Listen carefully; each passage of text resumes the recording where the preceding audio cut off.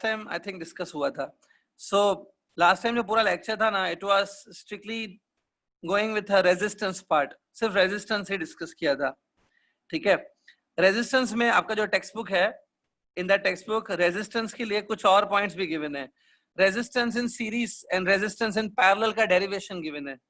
That if resistance are in series, the derivation for equivalent resistance, मतलब total resistance, and when the resistance are in parallel, the derivation of total resistance. Student वो कराने की need I think नहीं है, क्योंकि आपने 10th standard में किया होगा सीरीज पैरेलल.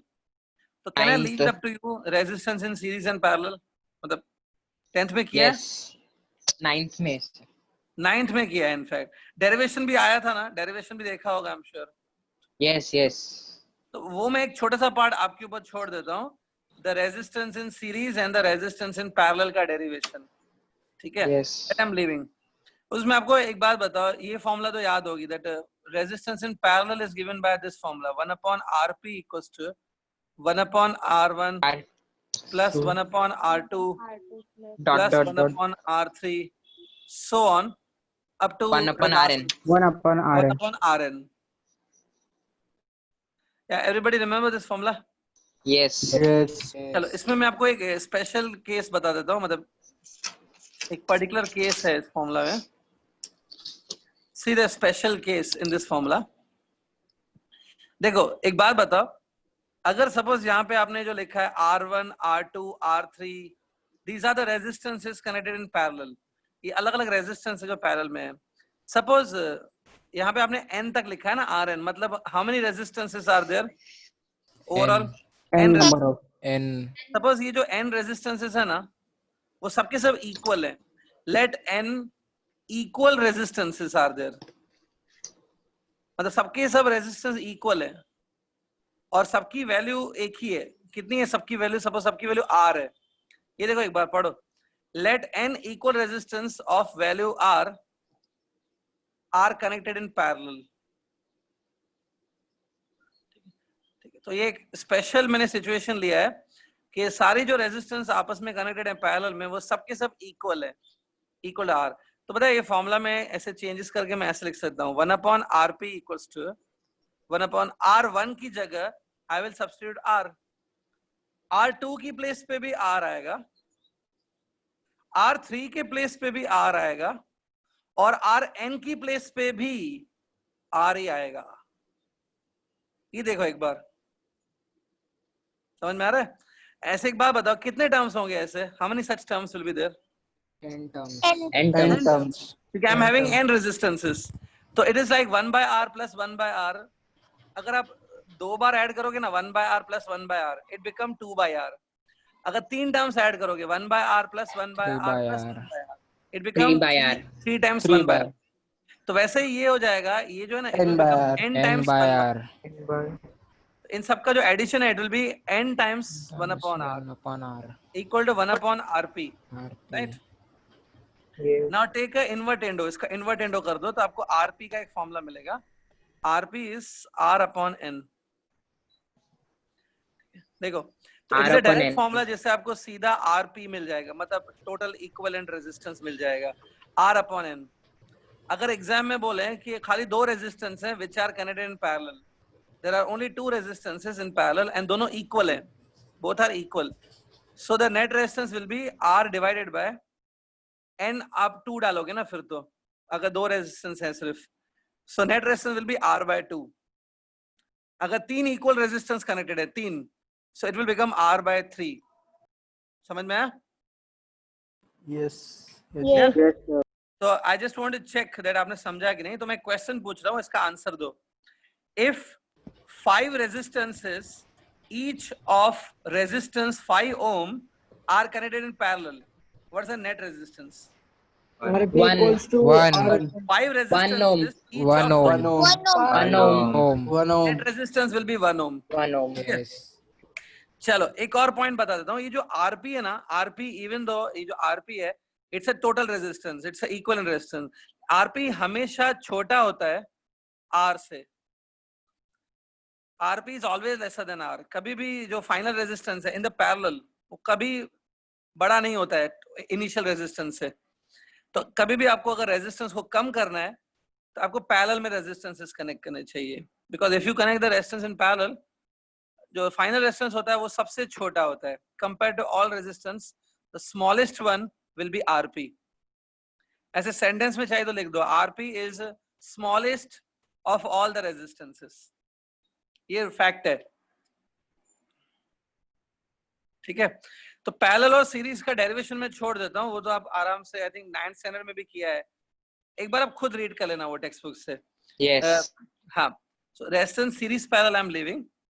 तो if I leave the resistance in series and parallel, इसके साथ actually ये resistance topic finish हो गया, the topic of resistance gets finished, ठीक है। Now before I go further, ठीक है, before I go further, मैं एक न्यूमेरिकल करा देता हूँ रेजिस्टेंस के ऊपर, सो दैट सर हाँ आपका न्यूमेरिकल्स भी आपको आने चाहिए ना। The sir definition of sir alpha. Definition of alpha का अल्फा definition. बाकी हाँ है। लास्ट टाइम आपने स्पेस छोड़ा है उसके लिए, यस Yes. Yes, sir. हाँ अगर नहीं छोड़े तो अभी कर दो, उसमें कुछ नहीं है। तो मैं हाँ हेडिंग डाल दो, डेफिनेशन ऑफ अल्फा। अल्फा का जो नेम था, name was temperature coefficient of resistance, that is a name of alpha, ठीक है। हाँ अब देखो मैं डेफिनेशन लिखवा देता हूँ, उसमें कोई इशू नहीं, बट जब जो चीज आप लिखते हो ना, आपको उसका पहले मीनिंग पता होना चाहिए कि आप क्या लिख रहे हो। तो मैं पहले मीनिंग समझा देता हूँ कि मैं क्या लिखने वाला हूँ। देखो अल्फा यहाँ पे लिख रहा हूँ मैं, alpha is given by the formula RT minus R0 upon R0 delta T। ये देखो ये अल्फा की फॉर्मूला थी that we made last time. इसमें जो डिनोमिनेटर है ना, सपोज डिनोमिनेटर 1 1 हो गया, R0 it is the initial resistance, it become 1 ohm, and delta T is a rise in temperature, delta T is a change in temperature, it is also 1 degree Celsius। मतलब आपने initially 1 ओम का wire लिया है जिसका initial resistance 1 ohm है और उसको heat किया है 1 डिग्री सेल्सियस, ठीक है। तो ये डिनोमिनेटर 1 हो गया, so alpha will be simply equal to RT minus R0, ठीक है। मतलब अल्फा, हाँ इसका मतलब है alpha is equal to that change in resistance, alpha is equal to change in resistance for initial resistance of 1 ohm and the rise in temperature of 1 degree Celsius, ठीक है। अगर सिंपल हिंदी में बोलो, सो वायर का जो चेंज इन रेजिस्टेंस होता है, change in resistance जो वायर का होता है वही अल्फा के इक्वल है। Alpha is equal to the change in resistance जब इनिशियल रेजिस्टेंस 1 ओम है और चेंज इन टेम्परेचर भी 1 डिग्री सेल्सियस है, ठीक है, ठीक है। Right on the definition now. हाँ ऐसे लिखो, temperature coefficient of resistance, temperature coefficient of resistance, bracket में लिखो अल्फा, ब्रैकेट में अल्फा is defined as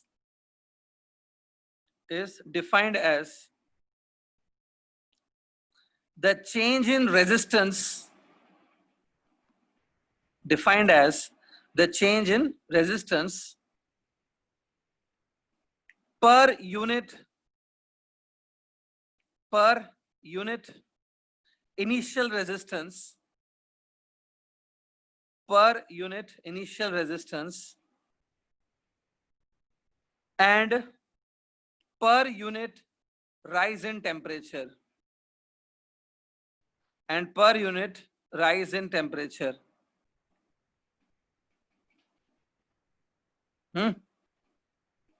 ठीक है, इसमें देखो पर यूनिट आपने लिखा है ना, पर यूनिट मतलब for 1 degree rise in temperature, ठीक है, ठीक है।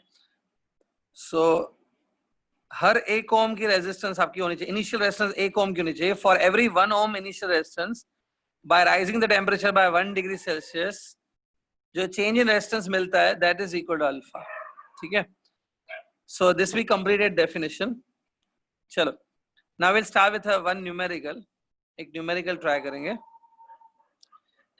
एक बात स्टूडेंट, आपका अभी वो मैथमेटिक्स स्टार्ट हो गया है आई थिंक, उसमें angle and it's measurement chapter start हुआ है, एंगल रेडियन वाला कॉन्सेप्ट। यस खत्म हो गया यस हाँ सर हाँ हो गया। उसमें आपने एक फॉर्मूला बनाया होगा that theta in the radians is equal to arc length upon radius, length of arc upon radius, पता है ये formula? Yes, yes.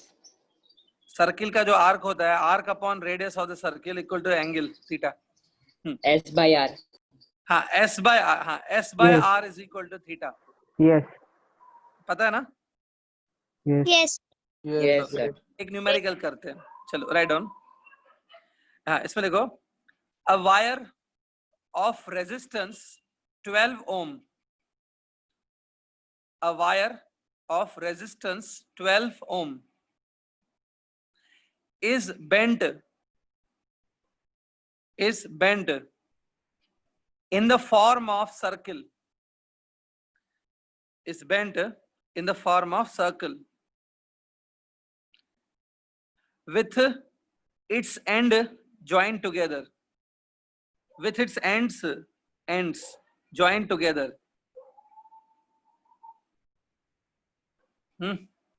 First up, find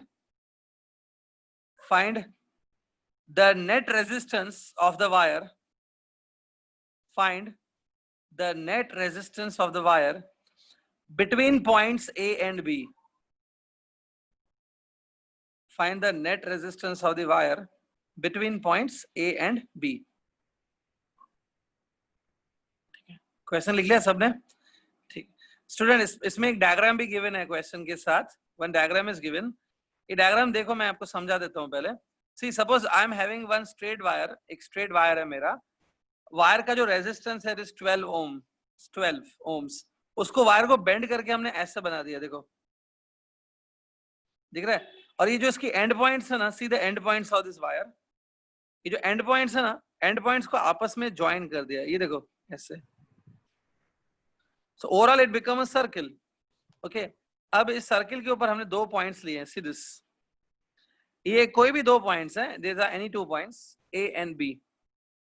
okay, so अगर मैं ऐसे करके बनाऊं, सी इट, तो ध्यान से वो एक सेक्टर बनेगा। You will be having a sector having an arc of AB, arc will be AB। तो सपोज यहाँ पे ये जो सेक्टर बन रहा है, ये जो एंगल यहाँ पे बन रही है, angle at the centre, that angle is theta. ठीक है, ये डायग्राम गिवन है स्टूडेंट्स, ये बना लो एक बार, फिर मैं एक्सप्लेन करता हूँ। Draw this diagram.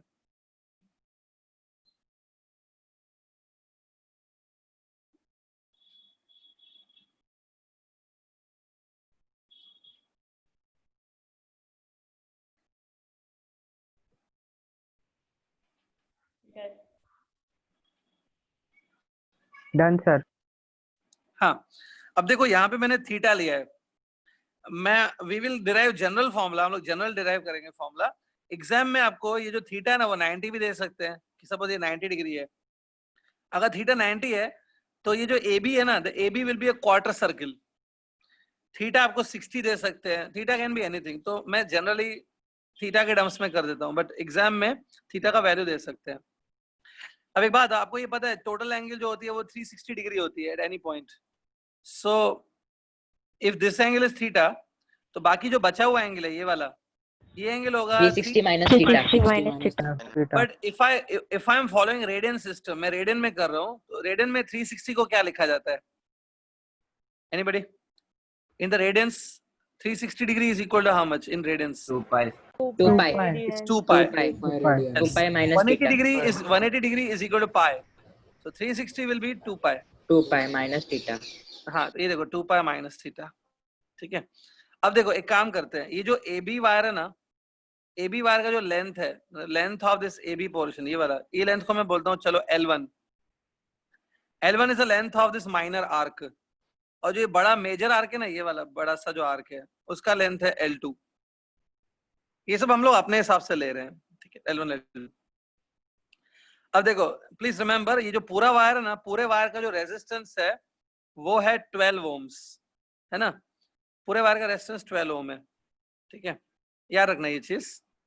अब हम क्या करेंगे कि सपोज जो नीचे का वायर है, मतलब ये वाला वायर माइनर आर्क जो है, उसका लेंथ मैंने बोला L1 है, उसका रेजिस्टेंस सपोज R1 है, R1। ठीक है, और जो ऊपर वाला वायर है, जो ऊपर वाला जो वायर है, उसका रेजिस्टेंस है सपोज, थोड़ा ध्यान से सोचना, 12 minus R1 ना, क्योंकि ओवरऑल पूरे वायर का रेजिस्टेंस कितना है 12 ओम्स है, तो नीचे वाला जो ये पोर्शन है उसका रेजिस्टेंस है R1, ऊपर वाला जो पोर्शन है उसका रेजिस्टेंस होगा 12 माइनस R1. गेटिंग। हाँ, अब देखो क्या करना है, देखो we want to find out the total resistance between points A and B. A और बी के बीच में टोटल रेजिस्टेंस निकालना है। इसका मतलब होता है कि सपोज करंट जो है ना, वो करंट ए से आ रहा है ऐसे और फिर बी से जा रहा है।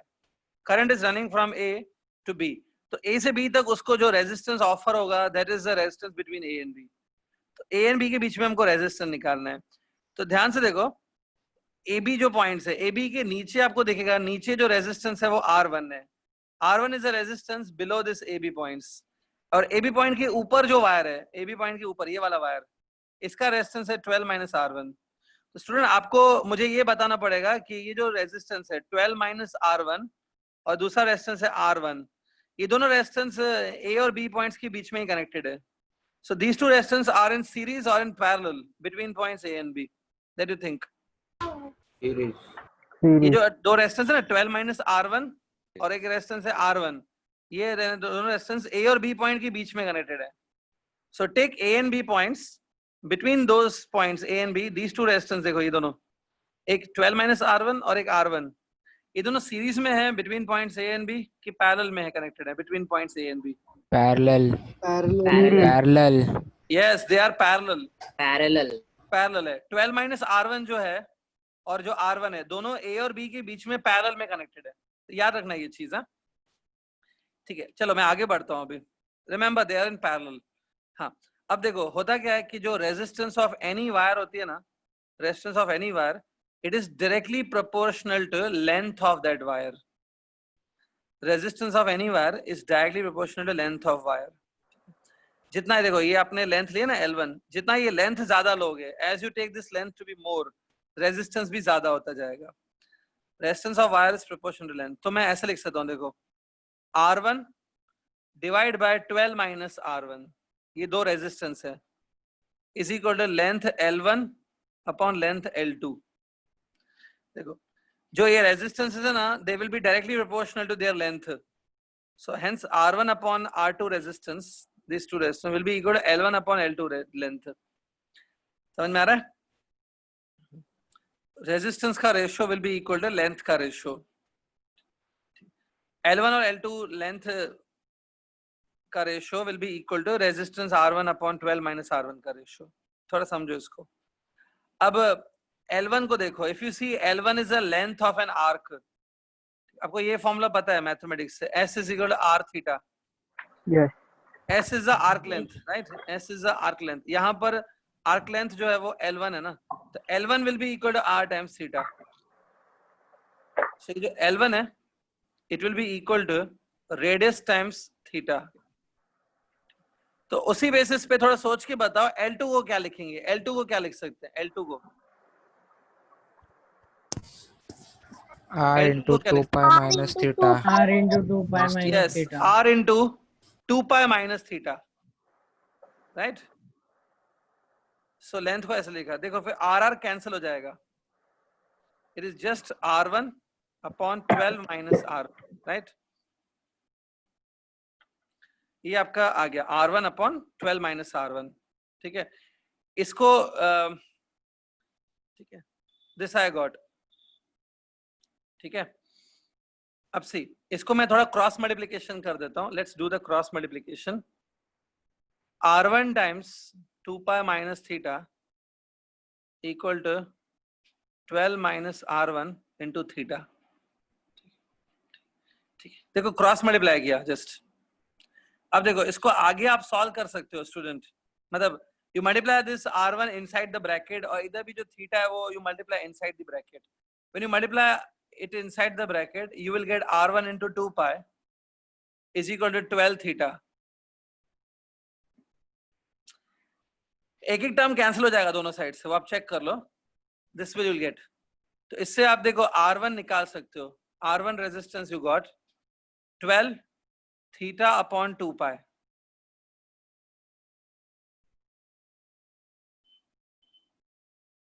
ऐसा कुछ आएगा। R1 मिल गया। Now once I got R1, आपको याद होगा आपने बताया था कि A और B पॉइंट के बीच में ये जो दोनों रेजिस्टेंस है वो पैरेलल में कनेक्टेड है, ठीक है। सो दो रेजिस्टेंस जो पैरेलल में कनेक्टेड है वो कौन कौन सी है, R1 है और 12 माइनस R1 है, ठीक है। सो मैं ऐसे लिख सकता हूँ, देखो 1/RP, 1/RP is equal to 1/R1 plus 1/12 minus R1। ये स्टेप के बाद ये स्टेप पे जा सकते हैं हम लोग। See to it. After this step we can go to this step. ये मैंने वही किया है, रेजिस्टेंस इन पैरेलल लिया है। So R1 and 12 minus R1 are in parallel. So here if you take LCM in the denominator, it will be R1 into 12 minus R1, और ऊपर आप इसको सॉल्व करो, ऊपर 12 आएगा सिर्फ, 12 आएगा। हाँ देखो ये लगता कैलकुलेशन डिफिकल्ट है लेकिन अल्टीमेटली सिंपल हो जाएगा एंड में। Just take a invertendo, so RP that is a parallel resistance, it will be R1 upon 12 minus R into 12 minus R1 divided by 12। इसमें अब आप सिर्फ क्या करो, R1 की वैल्यू डाल दो। ये देखो आपके पास R1 की ये वैल्यू है ना, इधर डाल देंगे। सो R1 का जो वैल्यू है it is 12 theta by 2 pi. Inside देखो it is 12 minus R1, 12 minus 12 theta by 2 pi divided by 12। देखो अभी ये एक 12 तो ऐसे कैंसिल हो जाएगा, right.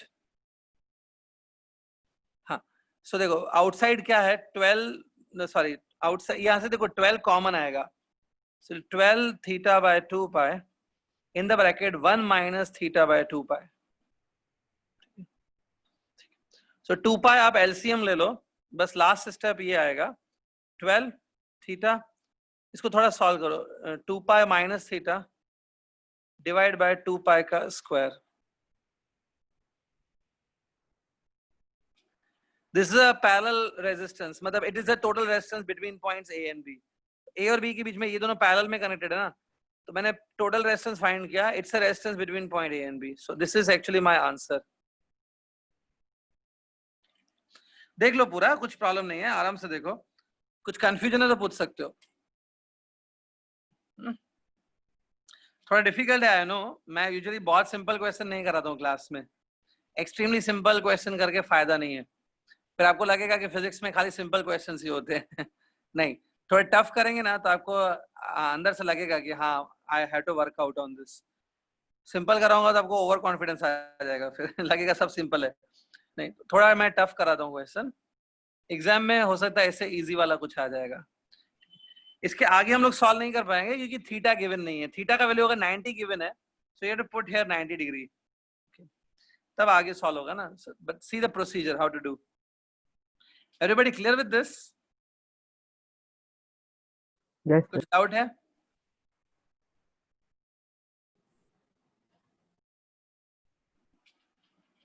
Okay, so note down हो गया सबका? नोट कर लो। Done, Finish. sir.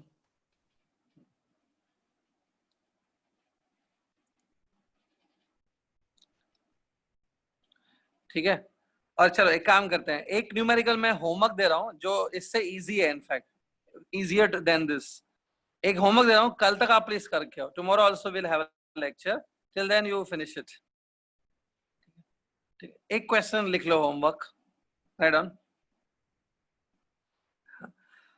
A wire of resistance, a wire of resistance 36 ohms, a wire of resistance 36 ohms is cut into 3 equal parts, is cut into 3 equal parts of same length, 3 equal parts of same length, full stop. If the three parts are connected in parallel with each other, if the three parts are connected in parallel with each other, then find the net resistance of the combination. Then find the net resistance of the combination. Sir some length के same length के बाद क्या बोला sir, please repeat हाँ, करेंगे? मैं repeat कर देता हूँ. If a wire of resistance 36 ohms is cut into 3 parts of equal length and the 3 parts are connected in parallel with each other. The 3 parts are connected in parallel with each other. Then find the net resistance of the combination.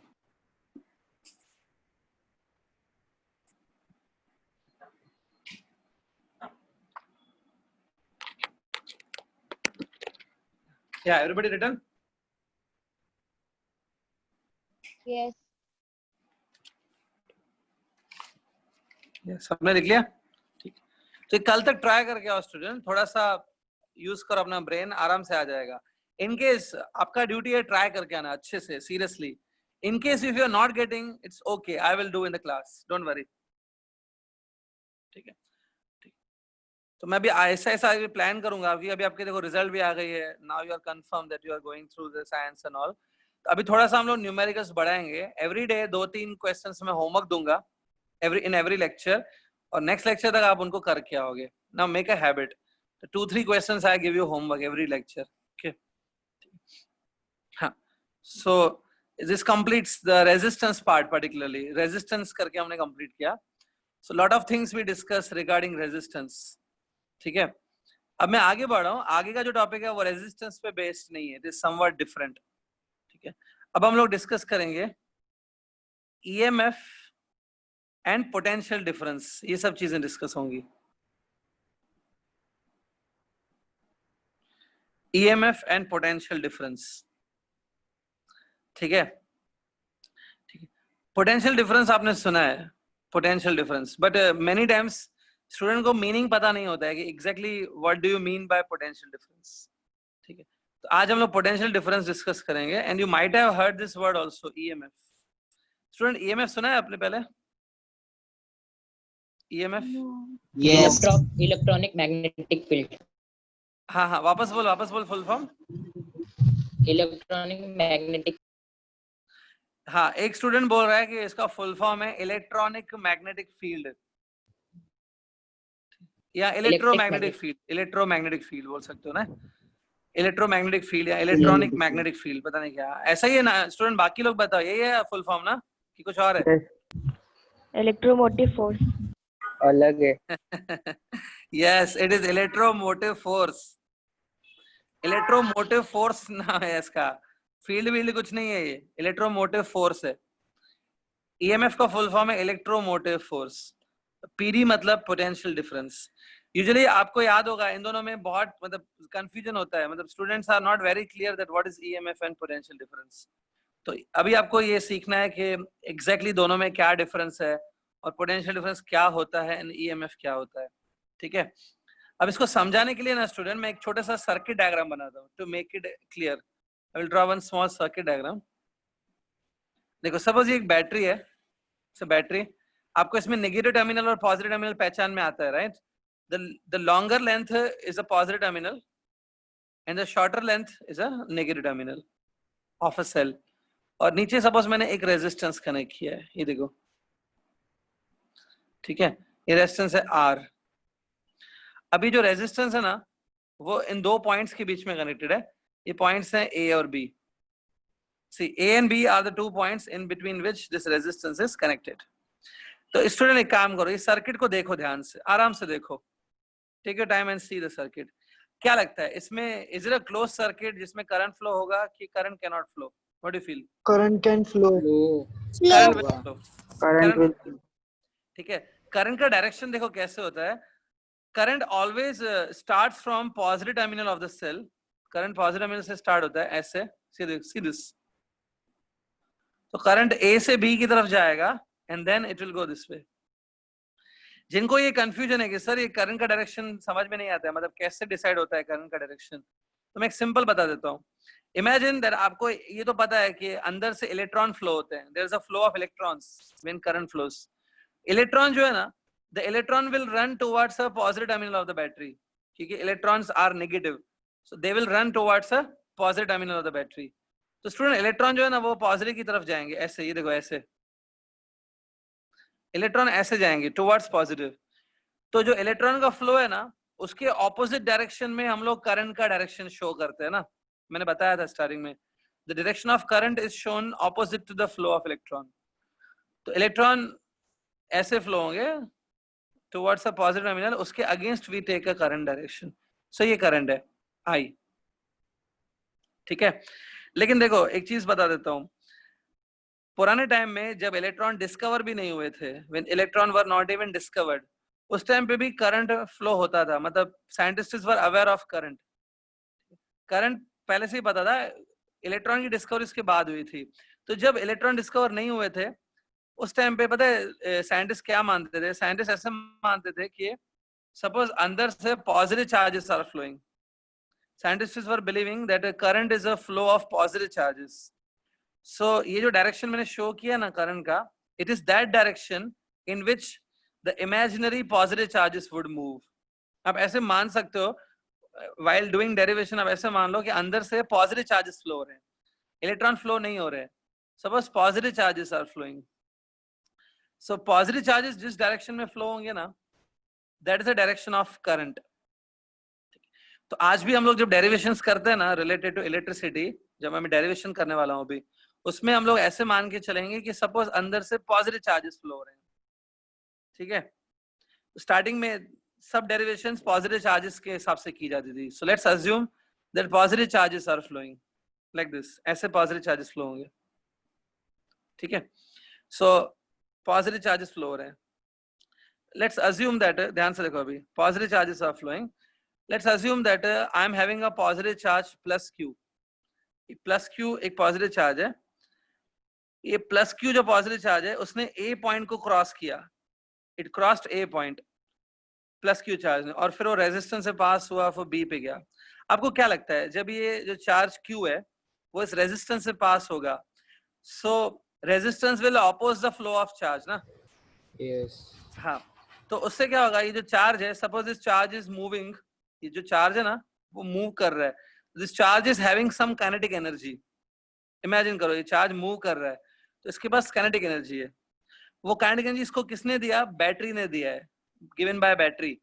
तो इसको पास suppose kinetic energy है, तो जब ये resistance में से pass होगा, do you feel because of the opposition some kinetic energy may be lost while passing through the resistance? Yes. Yes. है ना? Yeah. कुछ Yes. रेजिस्टेंस में जब पास होगा तो कुछ एनर्जी हीट के फॉर्म में लॉस हो जाएगी। ये जो एनर्जी है ना चार्जेस के पास, वो लॉस हो जाएगी in the form of heat. इसलिए हीट बनता है जब भी वायर में से करंट फ्लो होता है। So some energy will be lost. So मैं यहाँ पे लिख देता हूँ, the energy will be lost, ठीक है। अब लेकिन यहाँ पे देखो क्यू कूलम्स का चार्ज है, this is a charge of Q coulomb.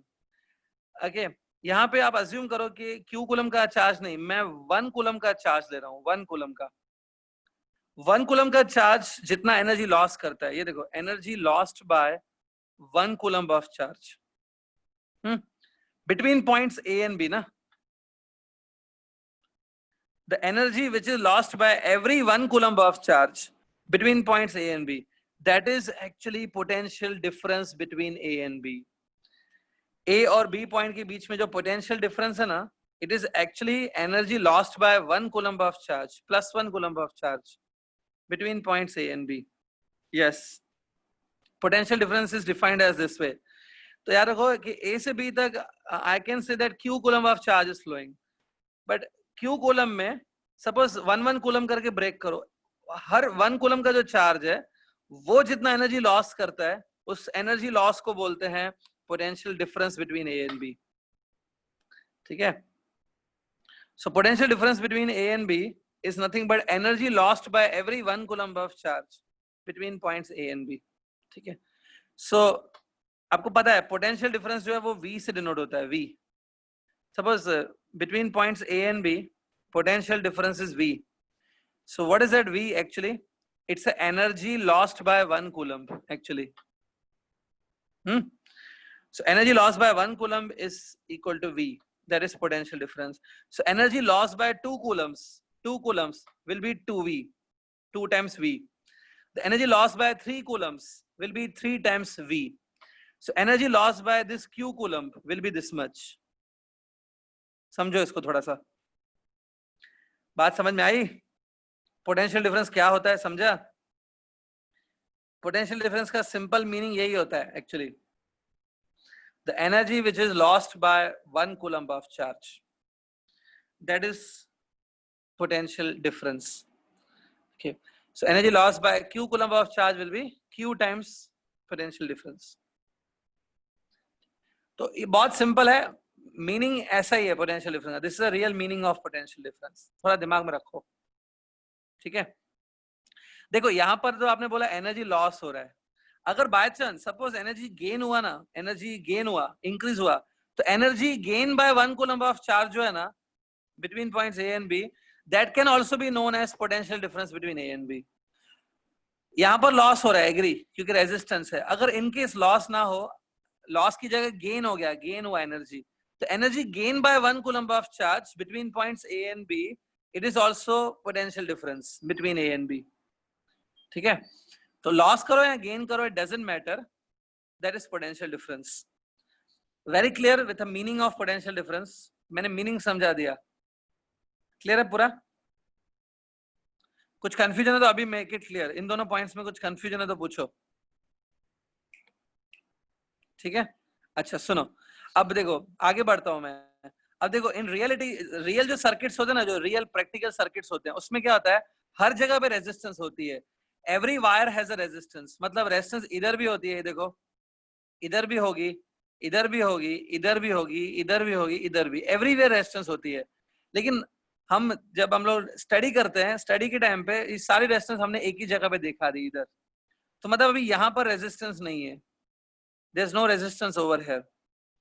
अगर रेजिस्टेंस नहीं होती है तो पोटेंशियल ड्रॉप भी नहीं होता है, मतलब इधर कुछ एनर्जी लॉस नहीं होगी ना. जब चार्जेस यहां से फ्लो होंगे इधर, there will no loss of energy. So देखो पूरा इधर लॉस हुआ, कितना लॉस हुआ, क्यूवी लॉस हुआ, क्यूवी. तो वही क्यू चार्ज अब ऐसे फ्लो होगा, ठीक है? कितना लॉस हुआ बाहर, लॉस कितना हुआ एनर्जी का, क्यूवी, ठीक है? तो अभी ये जो क्यू चार्ज है वो वापस बैटरी में एंटर करेगा ना, it will enter in the battery, battery में एंटर करेगा. जब ये बैटरी में एंटर करता है ना, तो बैटरी इस चार्जेस को क्या करती है, नेगेटिव टर्मिनल से उठा के पॉजिटिव टर्मिनल पे थ्रो करती है. Battery takes the charges from negative terminal and throws them to the positive terminal. Here I am assuming the flow of positive charges. ये सब पॉजिटिव चार्जेस का फ्लो मान रहा हूं. तो पॉजिटिव चार्जेस फ्लो होते होते होते होते नेगेटिव टर्मिनल पे आ गए, वहां से बैटरी उनको उठाती है और वापस पॉजिटिव टर्मिनल पे थ्रो करती है. तो ये जब बैटरी इनको, जब ये चार्जेस बैटरी में से पास होता है ना, तो बैटरी एनर्जी सप्लाई करती है. Battery Indeed it supply energy. Resistance पे क्या होता है, एनर्जी लॉस होती है. तो गेन कहाँ होती है, बैटरी में गेन होती है. सो एक बात बताओ, सपोज ये बैटरी है, see do it, it's a battery. हाँ ये देखो, आप अज्यूम करो कि positive charges are flowing, flow of positive charges there. तो पॉजिटिव चार्जेस फ्लो होते होते कहां तक आएंगे, वो नेगेटिव टर्मिनल पे आएंगे. तो बैटरी उनको नेगेटिव से उठा के कहां फेंकती है, पॉजिटिव की तरफ फेंकती है, ऐसे देखो. और जब ऐसे फेंकती है ना, बैटरी उनको एनर्जी भी देती है. That is energy is supplied by the battery. The energy which is supplied by the battery, battery को हम लोग सेल भी बोलते हैं ना. Energy which is supplied by the cell to 1 coulomb of charge. Again देखो मैंने डेफिनेशन में 1 कूलम्ब लिखा है. The energy which is supplied by the cell to 1 coulomb of charge. Student थोड़ा सोच के बताओ, ये भी पोटेंशियल डिफरेंस हुआ कि नहीं, energy supplied to the 1 coulomb of charge. Actually it is also potential difference. देखो सपोज इफ आई टेक, ये देखो ध्यान से, if I take this point as P and Q, so charges are moving from P to Q. While moving from P to Q, energy is supplied by the cell to the 1 coulomb of charge. Actually this is equal to potential difference between P and Q, isn't it? क्या लगता है ये आपको जो लिखा है मैंने, is it equal to potential difference between P and Q or no? Yes. It's a potential difference between P and Q. Correct है, it's a potential difference between P and Q. लेकिन इसको हम लोग बोलते हैं ईएमएफ। पोटेंशियल डिफरेंस ही है, but इस potential difference का नाम ईएमएफ रखा जाता है। EMF is nothing but a one type of potential difference. EMF भी एक टाइप का पोटेंशियल डिफरेंस ही होता है। देखो ईएमएफ कुछ अलग चीज नहीं है, डोंट थिंक ये सर बहुत अलग चीज हो गई ईएमएफ। ईएमएफ भी एक पोटेंशियल डिफरेंस ही है। अगर आपको ये डेफिनेशन क्लियर था ये वाला, तो ये कुछ नई चीज नहीं है, ये सेम ही है, लेकिन इसका नाम खाली ईएमएफ रखते हैं। इलेक्ट्रोमोटिव फोर्स मतलब इलेक्ट्रॉन को मोटिवेट करने वाली चीज, क्योंकि बैटरी अगर इलेक्ट्रॉन्स को मोटिवेट नहीं करेगी, मतलब एनर्जी नहीं देगी, तो इलेक्ट्रॉन का फ्लो नहीं हो सकता है। It is battery who motivates the flow of electron. So इस पोटेंशियल डिफरेंस को ईएमएफ कहते हैं, इलेक्ट्रोमोटिव फोर्स। ठीक है, तो EMF of a cell, EMF क्या होता है? हर सेल का अपना अपना ईएमएफ होता है। Every cell has a EMF. EMF of any cell is defined as the energy supplied by that cell to strictly 1 coulomb of charge. ठीक है, so ये ultimately इसको EMF बोलते हैं, energy supplied by the cell to 1 coulomb of charge. ठीक है, तो चलो अब मैं अब इसको यूज कैसे करेंगे। देखो इमेजिन करो कि यहां से यहां तक देखो ऐसे 1 कूलम का चार्ज गया। जस्ट इमेजिन 1 कूलम का चार्ज गया, तो 1 कूलम के चार्ज को जो एनर्जी सप्लाई हुई बाय द सेल, उसको हम लोग बोलते हैं EMF. EMF is denoted by the symbol E. EMF को ई से डिनोट करते हैं। सो 1 कूलम को जो एनर्जी सप्लाई हुआ ना, 1 कूलम को जो एनर्जी सप्लाई हुआ वो है ई, सपोज दैट इज ईएमएफ। तो 2 कूलम को कितना सप्लाई होगा? 2 कूलम को सप्लाई होगा 2E। क्यू कूलम्स को कितना सप्लाई होगा? QE। या so overall energy supply to the Q coulombs will be QE। तो सर्किट में देखो यहाँ पर जो एनर्जी सप्लाई हुआ ना वो था QE, और जो यहाँ पे लॉस हुआ वो था QV। ऐसे मैंने समझाया। ठीक है, क्लियर? ठीक है, सो आपको चाहिए तो मैं EMF का डेफिनेशन लिखवा देता हूँ। Right on the definition of EMF now. Before I give you definition, इधर से कुछ नोट करना है तो कर लो, पहले फिनिश करो, note down whatever you want from here.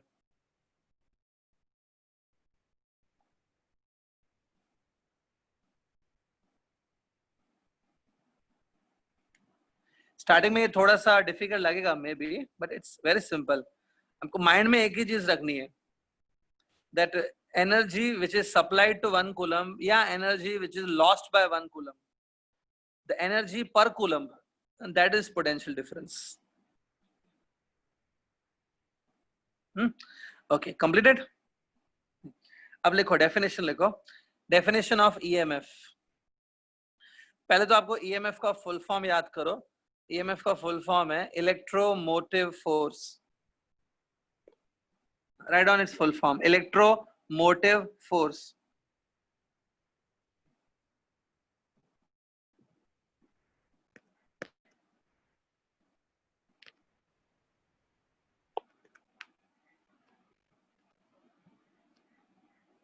हाँ, लेकिन ये कोई फोर्स नहीं होता है, don't think it is a force, इसका खाली नेम है ऐसा, इलेक्ट्रोमोटिव फोर्स। हाँ लिखो, EMF of a cell is defined as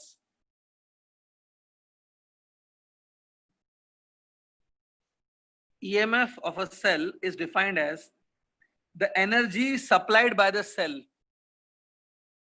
The energy supplied by the cell to energy supplied by the cell to unit positive charge, to unit positive charge, unit positive charge, when the charge passes through the cell, when the charge passes through the cell.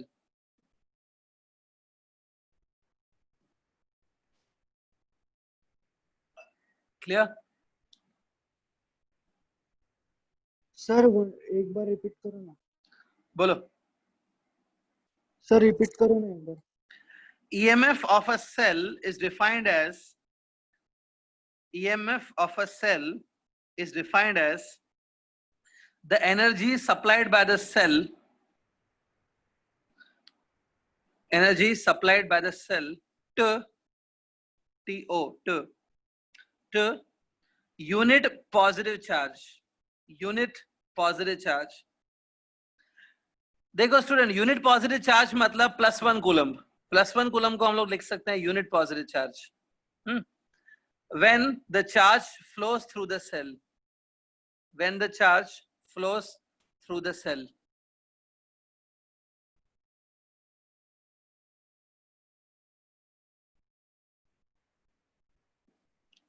ठीक है।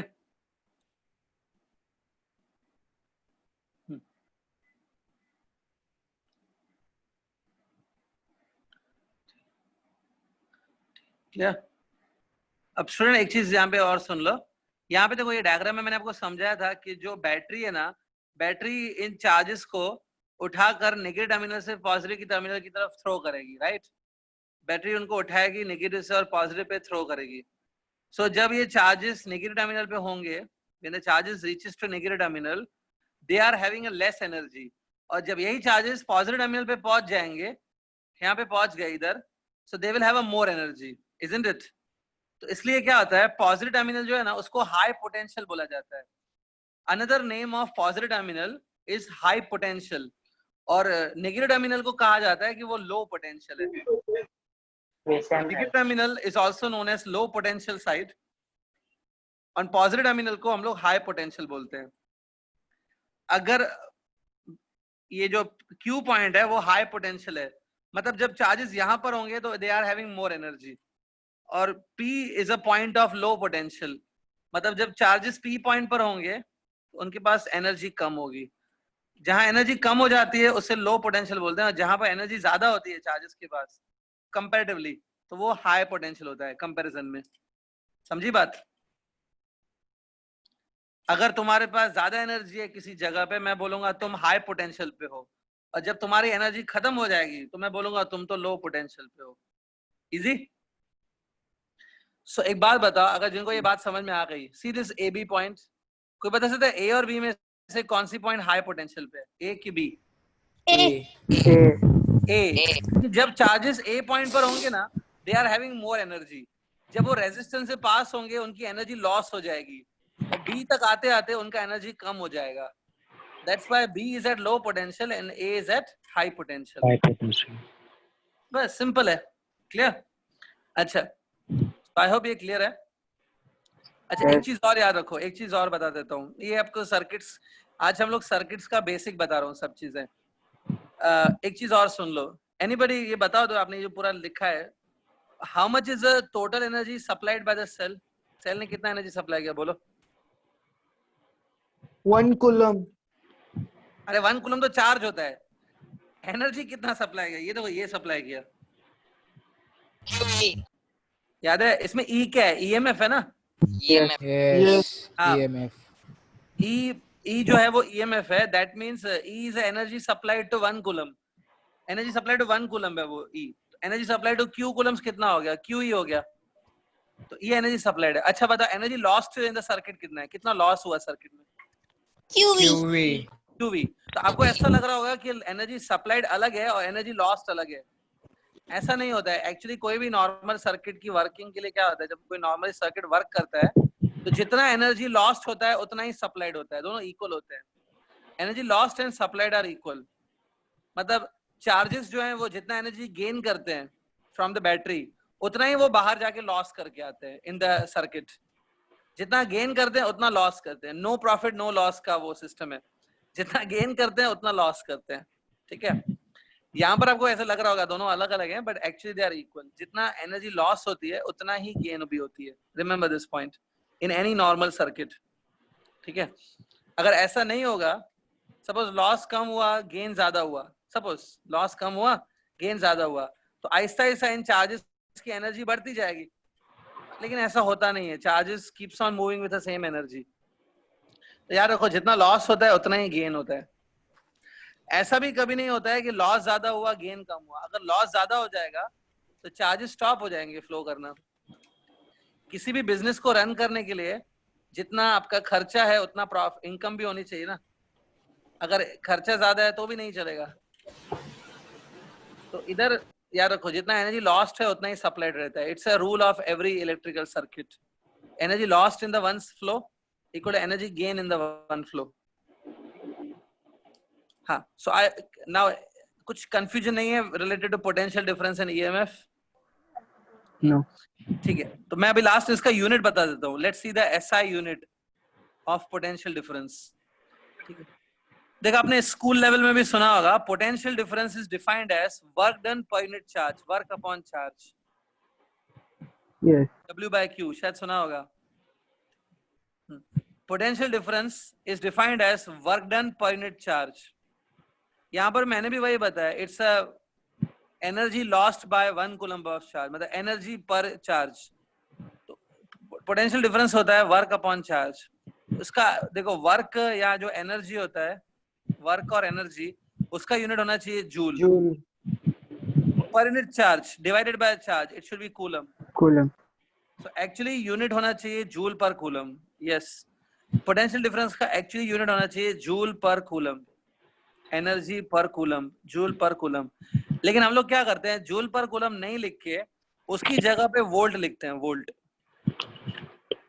इन place of joule per coulomb we write it as volt. Volt is a SI unit of potential difference. और student जो EMF है ना, EMF कोई अपने आप में नई चीज नहीं है. ईएमएफ भी एक टाइप से पोटेंशियल डिफरेंस ही है वो भी. EMF is also energy supplied to 1 coulomb, मतलब ईएमएफ जो है ना वो भी जूल पर कूलम भी है. इसलिए EMF also have a same unit, volt. EMF भी वोल्ट में मेजर होता है, पोटेंशियल डिफरेंस भी वोल्ट में मेजर होता है, दोनों का यूनिट सेम है, दैट इज वोल्ट. क्या? हाँ, अब जिनको अभी EMF, I am sure it is very clear. EMF का खाली एक एग्जांपल बता देता हूँ. स्टूडेंट जो टीवी का रिमोट कंट्रोल होता है, रिमोट कंट्रोल में आप पीछे सेल डालते हो ना, यस। दो सेल्स डालने पड़ते हैं, pencil Yes. Cell. Do you know what is the EMF of those cells? 1.5 volt. सुना होगा आपने, वो सेल 1.5 वोल्ट के होते हैं. Yes. एक सेल 1.5 वोल्ट का होता है. So that 1.5 volt is the EMF of those cell. वो EMF है. तो उस 1.5 वोल्ट का मतलब क्या हुआ पता है? फिजिकली मतलब क्या हुआ? उसका मतलब है कि जब वो सेल में से चार्जेस पास होंगे ना, when the charges will pass through that cell, the energy supplied by the cell to every 1 coulomb of charge will be 1.5.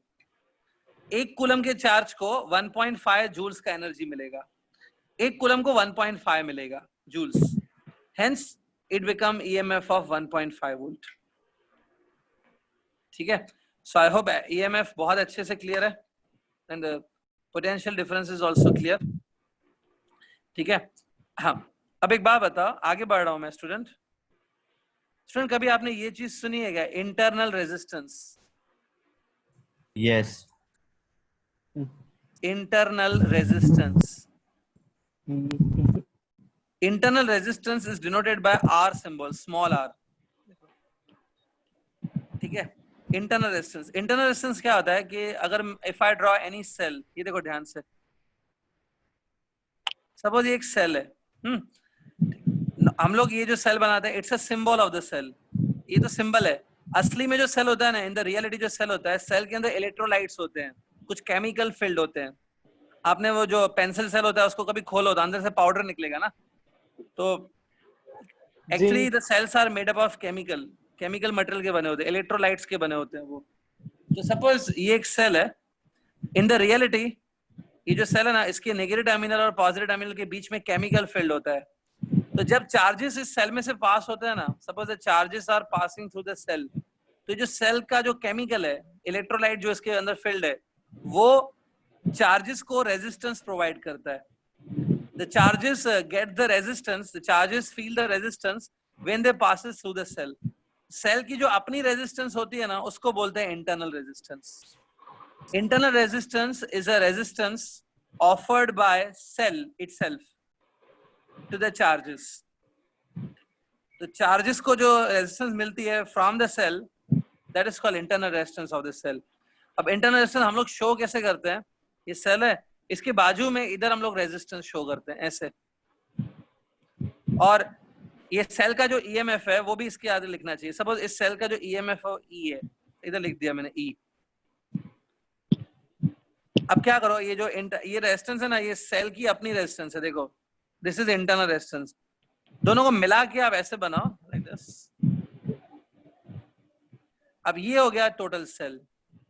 तो आज के बाद आप सेल को ऐसे बनाओगे, खाली सेल नहीं बनाएगा, साथ में इंटरनल रेजिस्टेंस भी होता है। In the question if they mention that, अगर क्वेश्चन में ऐसा मेंशन्ड है कि इंटरनल रेजिस्टेंस नेग्लिजिबल है, if the internal resistance is given negligible, तब आप ड्रॉ मत करो, otherwise it will always be there. अब देखो, तो आज के बाद हम लोग सर्किट ऐसा बनाएंगे स्टूडेंट, है ना? ठीक है, ये सर्किट है। सो इंटरनल रेजिस्टेंस क्या होता है समझा? It is a resistance which is offered by the cell to the current. Cell जो रेजिस्टेंस देता है उसको बोलते हैं इंटरनल रेजिस्टेंस। ठीक, ये डायग्राम देख लो एक बार स्टूडेंट।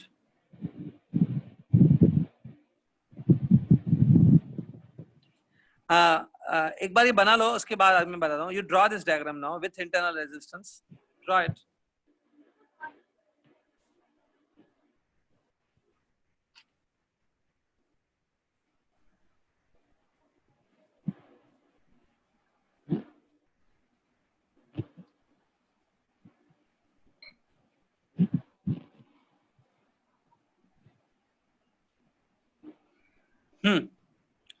ठीक है,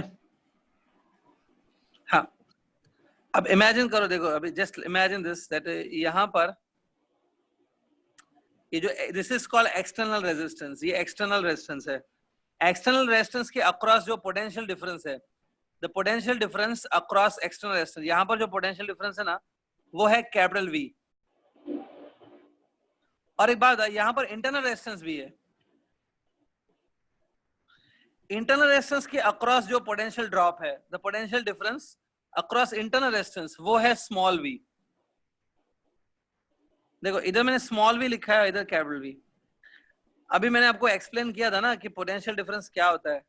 so here potential difference is capital V, here potential difference is small V. ठीक है, जिनको थोड़ा कंफ्यूजन हो रहा है कि अगर थोड़ा कंफ्यूजन है आपको कि ये सर स्मॉल वी जो है that is a potential difference here, ये क्या है एक्चुअली, तो थोड़ा सुन लो। जब ये जो चार्जेस फ्लो कर रहे हैं, the charges when they passes through internal resistance, जब चार्जेस इंटरनल रेजिस्टेंस से पास होंगे तो क्या एनर्जी लॉस होगी कि नहीं होगी? When the charges will pass through internal resistance, so होगी। Because of resistance internal, will there be any loss of energy? Yes. Resistance है अल्टीमेटली। तो यहाँ पर इंटरनल रेजिस्टेंस पर जो लॉस ऑफ एनर्जी होगा ना, by 1 coulomb of charge, the energy loss by 1 coulomb of charge on the internal resistance, that is potential difference, that is small v। ठीक है, हाँ। तो अभी चलो स्टार्ट करते हैं स्टूडेंट। हाँ, अब एक काम करो, लेट्स अज्यूम दैट, एक अज्यूम करो कि सपोज q चार्जेस फ्लो हुए, q चार्जेस आर फ्लोइंग, यहाँ से ऐसे q चार्जेस निकले इधर से। या आप लोग बताओ please, if q charges flows here, तो how much will be energy lost? बोलो। QV. QV. q into capital V और q into small v, इधर से पास। Capital V. Capital V. मैंने लिख दिया, देखो। अच्छा, फिर वो जब यहाँ जाएंगे, यहाँ पर, तो सेल में से जब पास होंगे q charges will passes through the cell, तो एनर्जी गेन होगा, राइट? मैं एनर्जी गेन यहाँ पे लिखता हूँ, एनर्जी गेन लिखो या एनर्जी सप्लाइड लिखो, चलता है। एनर्जी, हाँ, एनर्जी सप्लाइड कितना होगा जब यहाँ से पास होंगे? QE. QE. q into capital E, where E is the EMF, right? ये देखो, बराबर है। अच्छा, फिर वो इंटरनल रेजिस्टेंस से पास होंगे ना, जब चार्जेस इंटरनल रेजिस्टेंस से पास होंगे, इंटरनल रेजिस्टेंस भी रेजिस्टेंस ही है, वापस एनर्जी लॉस होगी क्योंकि रेजिस्टेंस है। यहाँ पर कितना लॉस होगा बोलो? Q into small v. Q into small v। ये देखो मैं यहाँ पे लिख रहा हूँ। अब देखो टोटल एनर्जी लॉस अगर मैं कैलकुलेट करूँ, total loss, so it will B this one, दोनों को प्लस करना पड़ेगा। Is it overall loss? और ये है ओवरऑल सप्लाई। थोड़ी देर पहले मैं आपको क्या बताया था कि जितना एनर्जी सप्लाइड होता है उतना ही लॉस होता है। लॉस कभी ग्रेटर नहीं होता है, सप्लाई भी ग्रेटर नहीं होता है, दोनों इक्वल होते हैं हमेशा फॉर एनी सर्किट। तो ये दोनों इक्वल लेंगे। इक्वल क्यों लिया, इसका रीजन है bye law of conservation of energy. Law of conservation of energy, जितना एनर्जी आप दोगे उतना सर्किट में अपीयर होता है, जितना एनर्जी बैटरी देती है ना उतना ही सर्किट में अपीयर होती है energy, by law of conservation of energy. Energy supplied must be equal to energy lost, supplied is QE, lost will be QV plus QV, दोनों इक्वल है। समझ में आया यहाँ तक? अब एक बात, QQ कैंसिल हो सकता है ना सब टर्म से, QQ gets cancelled, so E equals to capital V plus small v, है ना? ओके, आगे बढ़े। हाँ, अब आपको ओम्स लॉ आता है, you are familiar with Ohm's law. According to Ohm's law, ये देखो यहाँ पर, the potential difference between these two point is capital V ना। अकॉर्डिंग टू ओम्स लॉ इस कैपिटल V को मैं लिख सकता हूँ I times capital R, capital V को मैं लिख सकता हूँ I times capital R, it is as per Ohm's law. V को IR लिखा जा सकता है, प्लस स्मॉल v पे आते हैं। देखो small v is a potential difference here. आपको क्या लगता है ये जो करंट है, the current which is passing through external resistance, is it same current is passing through internal resistance और some other current is passing through internal resistance? External और इंटरनल रेजिस्टेंस में सेम करंट है। Yes. हाँ, तो potential difference here potential difference is small v ना। Yes. तो small v को मैं लिख सकता हूँ according to Ohm's law, small v को into लिख सकता small हूँ r. I times small r। ये देखो समझ में आया? It is as per Ohm's law. Ohm's law आपको यही बोलता है ना कि V को IR लिख सकते हैं ना, V इक्वल टू IR। तो देखो यहाँ से I कॉमन आ जाएगा, टेक I कॉमन, कि करंट सेम है दोनों रेजिस्टेंस में। In the bracket it will be capital R plus small r equal to E। तो यहाँ से आप I की वैल्यू निकालो, I will be E upon R plus R। Just check it out, समझो इसको। It is a formula by which you can directly calculate the current. Current की देखो form, I can say current is given by E, that is EMF of the circuit, divided by R plus R. R plus R मतलब total resistance of the circuit. So EMF of a circuit divided by total resistance of the circuit, if you do, you will get a current in that circuit. Right? Student, अगर आपको ये सब repeat लग रहा है, आपको लग रहा है ये सब 10th स्टैंडर्ड में किया है हमने बहुत अच्छे से, ये सब पता है ऑलरेडी, तो आप बोल सकते हो then I will skip this points. आपको लगता है कि ये सब रिपीटेशन है 10th? No. हाँ, तो एक बार आपको सीखना पड़ेगा ये चीज। So I hope it's nothing repetition, ठीक है? हाँ, बट ये फर्स्ट और लास्ट टाइम आप सीख रहे हो स्टूडेंट, ऐसा मान के चलो कि मतलब ये आपके पास अपॉर्चुनिटी है पूरा समझने की। You have an opportunity to understand now. यहाँ पर कुछ confusion है तो आप बोल सकते हो, I will explain again. But इसको इतना clear करो कि अगर हम लोग फिर से इसको रिवाइज ना करें, ओके, तो भी आपको कभी भी कोई स्टूडेंट, आपको कोई फ्रेंड कुछ पूछ ले रिलेटेड टू दिस, आपको आंसर आना चाहिए। You should have that level of concept. ये सब सीखना है ऐसे कि अगर आपको कभी अपॉर्चुनिटी आए कि किसी को सिखाना पड़े, आपके पास अपॉर्चुनिटी है किसी को और सिखाओ, तो आपको सिखाने भी आना चाहिए ये सब। You should be able to explain to other, इतना क्लियर करो इसको। Everybody clear with this? So current is given by E upon R plus R, ठीक है? चलिए आगे बढ़ता हूं मैं। Today we are discussing everything related to EMF and potential difference, ठीक है? So I hope derivation is over, ठीक है? चलो आगे बढ़ता हूं मैं अभी, गोइंग फर्दर। सी, अब अगला जो एक छोटा सा टॉपिक आज डिस्कस करेंगे वो है power consumed in the circuits.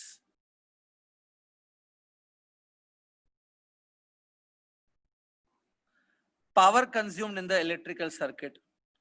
कोई भी अगर इलेक्ट्रिकल सर्किट होता है, if I draw one simple electrical circuit, हर इलेक्ट्रिकल सर्किट में कुछ पावर कंजम्पशन होता है, power is consumed, that we have to understand. See, हाँ ध्यान से देखो, अब मैं क्या कर रहा हूं, मैं पूरा सर्किट तो ड्रॉ नहीं कर रहा हूं, I am not drawing the full circuit. Suppose but एक सर्किट है जिसमें ये रेजिस्टेंस लगा हुआ है, देखो R, ये देखो रेजिस्टेंस लगा हुआ है R. This resistance is connected between points A and B. A और B पॉइंट के बीच में एक रेजिस्टेंस कनेक्टेड है. एंड क्योंकि ये मैंने बोला ये सर्किट में से लिया है मैंने, I have taken this from circuit, तो इसमें से रेजिस्टेंस में से करंट फ्लो हो रहा होगा ना. The current is I running from A to B. ये देखो. सो क्या लगता है आपको कि क्योंकि यहाँ से देखो करंट फ्लो हो रहा है मतलब charges are flowing. Current is flowing, that means positive charges are flowing, ऐसे मान सकते हैं. यहाँ से पॉजिटिव चार्जेस फ्लो हो रहे हैं, तो क्या लगता है यहाँ पर वो एनर्जी लॉस करेंगे ना. Yes. Yes. वो जो एनर्जी लॉस करेंगे ना, on the resistance some energy will be lost. वो जो एनर्जी लॉस होगा ना, उस एनर्जी लॉस को हम लोग वर्क डन भी बोल सकते हैं. We can also call it as work done. एक ही होता है मतलब. देखो चार्जेस जब A से B तक फ्लो होंगे, when the charges will flow from A to B, तो जितना उनका एनर्जी लॉस हुआ उसको मैं बोल सकता हूं that it is a work done by the charges while moving from A to B. जितना एनर्जी लॉस हुआ ना, मैं उसको बोलूंगा उतना चार्जेस ने वर्क कर दिया, चार्जेस ने उतना वर्क कर दिया. ठीक है, क्योंकि loss is not a good word. कभी कभी हम लोग चाहते हैं कि एनर्जी के फॉर्म में लॉस हो, तो लॉस कभी कभी हम लोग चाहते हैं कि लॉस हो, तो लॉस से बेटर होता है कि हम लोग को बोलना चाहिए वर्क डन. सो यहाँ पर जो एनर्जी लॉस होगी ना, अभी मैं उसको वर्क डन बोलूंगा. ठीक है, वर्क डन भी बोल सकते हैं. ठीक है, तो यहाँ पर एनर्जी लॉस होती है. अब पावर क्या होता है बेसिकली मैं वो समझा देता हूँ. What is power basically? तो student you are saying that here energy will be lost when the charges will flow. Here energy will be lost. The energy which is lost in every 1 second, एक second में जो energy loss होती है, energy lost पर second, उसको बोलते हैं power consumed. So energy which is lost on this resistance per second in every 1 second, that is called power consumed. ठीक है, तो पहले मीनिंग समझ के लो. the energy lost per second is called as power. ठीक है, लेकिन जब हम लोग डेफिनेशन लिखेंगे ना, तो डेफिनेशन में ऐसा नहीं लिख सकते एनर्जी लॉस पर सेकेंड. तो हाँ, डेफिनेशन में क्या लिखेंगे? डेफिनेशन में ऐसा लिखेंगे पावर. हाँ, डेफिनेशन चलो मैं लिखवा देता हूँ. Right on the definition of power. हाँ, ऐसे लिखो power consumed by a resistance, power consumed by the resistance is equal to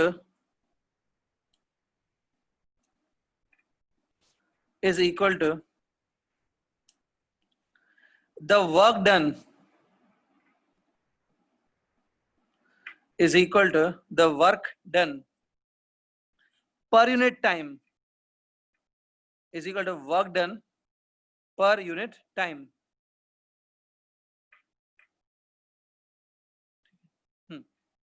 definition ऐसे लिखना होता है, it's a work done per unit time. तो जितना वर्क 1 सेकंड में होता है, the work done per unit time, that is power. ठीक है, हाँ. अब स्कूल लेवल में आपने कभी कोई पावर की फॉर्मूला देखी है क्या स्टूडेंट? कोई फॉर्मूला पता है पावर की?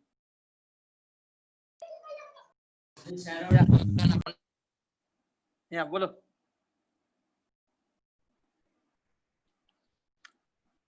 Work upon time. I'm not able to listen. Work done by time. Work done upon work time. Upon time. अच्छा, पर्टिकुलरली इलेक्ट्रिकल सर्किट्स में एक किसी फॉर्मूला देखिए, I square into R. I square into R. Yes, I square. I square RT देखा होगा, I square RT. Yes. Yes. Heat की formula है, heat produce is given bye I square RT. Yes. Power is given bye I think just I square R. I square R. हाँ, तो derive किए कभी I square R? No. No. आज derive कर लेते हैं. देखो अभी आपने, चलो अभी मैं वही फॉर्मूला डिराइव कर लेता हूँ. अभी आपने पावर का डेफिनेशन लिखा, that power is work done per unit time, right? तो देखो मैं पावर की वही फॉर्मूला लिख रहा हूँ, work done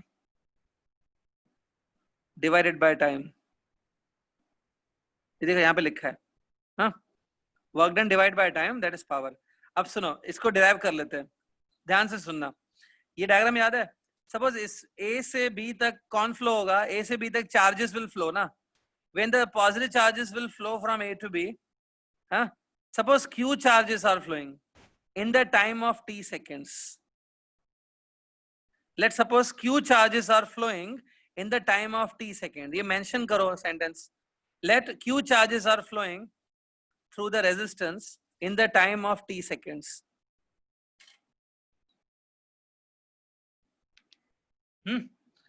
Q charges are flowing in the time of t second. समझा? तो t टाइम में कितने चार्जेस फ्लो हो गए यहाँ से? Q. अब थोड़ा सोच के आंसर दो स्टूडेंट. जब ये Q चार्जेस, अब now I want answer from you. जब यहाँ से Q चार्जेस पास होंगे, how much will be energy lost? बोलो. R. जब यहाँ से जो Q चार्जेस पास होंगे ना, तो how much will be energy lost by the Q charges? QV. QV. QV? QV. Yes. Yes. QV? Yes. Yes. Energy loss देखो मैं यहाँ पे लिख रहा हूँ, एनर्जी लॉस QV. तो एक्चुअली ये एनर्जी लॉस्ट है, बट इसी को हम लोग वर्क डन लिखते हैं ना. वर्क डन और एनर्जी लॉस एक ही है एक्चुअली, दोनों एक ही होता है. तो वर्क डन और energy loss are one and the same thing. तो यहाँ पर जो वर्क हुआ बाय द चार्जेस, यहाँ जो एनर्जी लॉस हुआ बाय द चार्जेस, वो QV है. अच्छा, जिन्होंने अभी QV बताया, ये V क्या है फिर अल्टीमेटली? बोलो. What is V? Potential difference. Potential difference. Potential difference. Potential difference. Between points A and B. Yes. Yes. हाँ, अब याद रखना है ये चीज है. V is a potential difference between A and B. अच्छा, टाइम, कितने टाइम में ये चार्जेस पास हो गए? कितने 3 टाइम में? seconds. तो यहाँ पे डिवाइड बाय T होगा. That is power. ठीक है. तो देखो, अगर आप खाली QV लिखोगे ना, वो एनर्जी लॉस्ट है. QV is a lost energy. As soon as you divide with time, it become energy lost per second. And the energy lost per second is a power. The power is QE by T. Okay. अब देखो ध्यान से student, यहाँ पर देखो आपको Q by T दिख रहा है. Q by T. Yes. थोड़ा सोच के देखो, what is Q by T? I. I. Current. Current. अगर मैं बोल रहा हूँ कि Q charges are passing in the time of T seconds, तो Q by T will be the current ना. Yes. Q by T will be I. तो देखो पावर की एक न्यू फॉर्मूला बन गई. क्या बनी formula? IV. I into V. Yes. ना अब आपको ओम्स लॉ आता है ना. According to Yes. Ohm's law, V को क्या लिख सकते हैं? V को IR. IR. V को मैंने लिखा IR.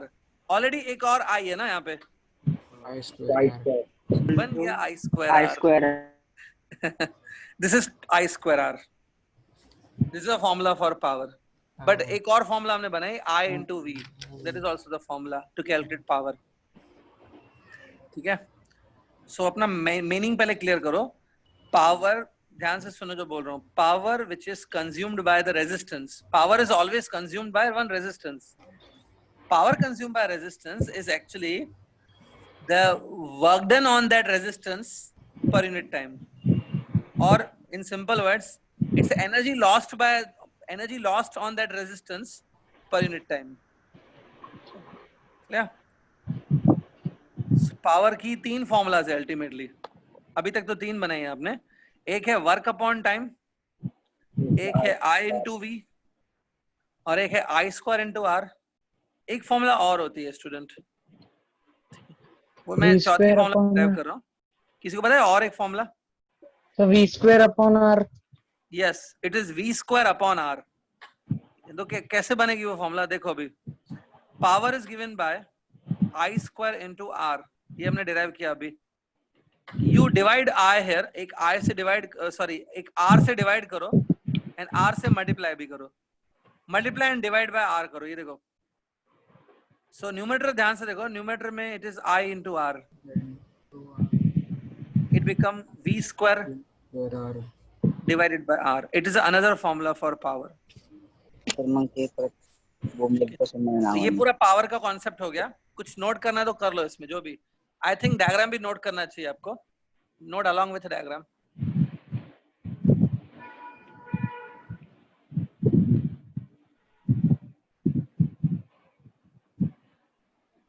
क्लियर? तो power is nothing but energy lost. Power is nothing but energy which is lost in a 1 second. That is power.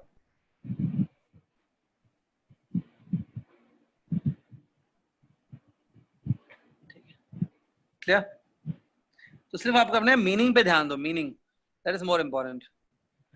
तो ट्राई टू आंसर मी. जितना एनर्जी लॉस हुआ bye 1 coulomb of charge, उसको क्या बोलते हैं? Energy which is loss by 1 coulomb of charge. EMF. QB. Potential difference. Potential difference. Potential difference. अच्छा, जो energy loss हुआ, the energy lost in the 1 second, Power. That is power. Power. Or समझा? आप believe करेंगे, मुझे भी सब जो टेक्स्ट बुक में सब डेफिनेशन, टेक्स्ट बुक में बहुत कुछ लिखा होता है. आप एक चीज को बिलीव नहीं करेंगे, I think you may not believe it, but text book में जो भी सब लिखा हुआ है ना, मैं कभी पढ़ता भी नहीं हूँ. मतलब पता नहीं क्या क्या लिखा था, definition, so much detail in theory, पढ़ते भी नहीं है. लेकिन अगर आपको ये मीनिंग्स पता है, खाली मीनिंग याद रखने का कि पोटेंशियल डिफरेंस एक्चुअली क्या होता है, पावर एक्चुअली में क्या होता है, मीनिंग समझोगे ना, और ये थोड़ी फॉर्मुलाज याद रखो, आपकी फुल मार्क्स आ सकती है. ठीक है, थोड़ा मीनिंग खाली ध्यान रखो. You don't have to write, you don't have to remember each and everything given in the text book as it is. ठीक है, सो पावर वेरी क्लियर. ठीक है, लास्ट पावर का यूनिट लिख देते हैं. पावर का यूनिट पता है किसी को?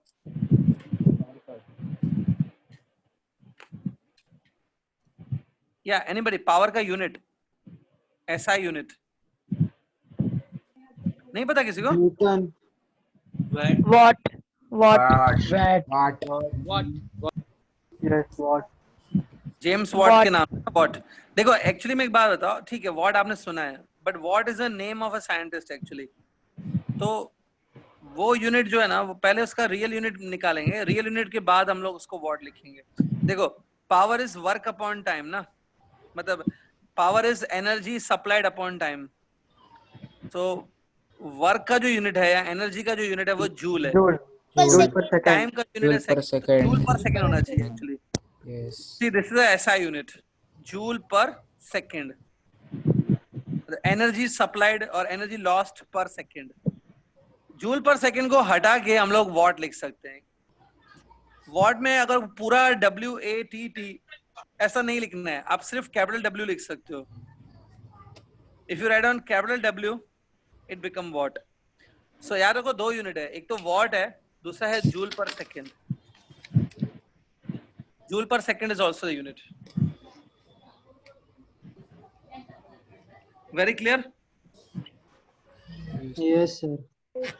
आज के पूरे टॉपिक में अभी कोई नया टॉपिक स्टार्ट करने का टाइम भी नहीं है, हार्डली लास्ट 2-3 मिनट ही है, तो कोई नया टॉपिक हम लोग स्टार्ट नहीं करेंगे.